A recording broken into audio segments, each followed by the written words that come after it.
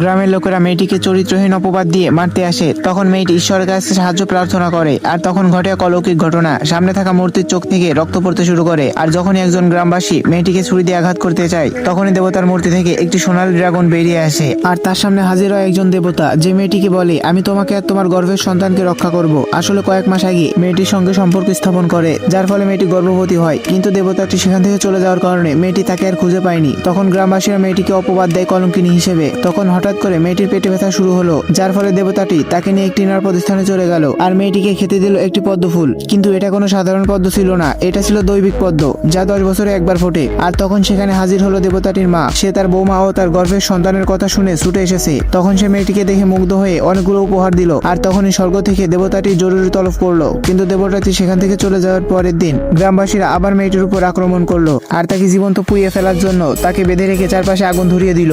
ভিডিওটির বাকি অংশ দেখতে কমেন্ট করো পার্ট 2, আর চ্যানেল নতুন হয়ে থাকলে সাবস্ক্রাইব করো আমাদের ইউটিউব চ্যানেল।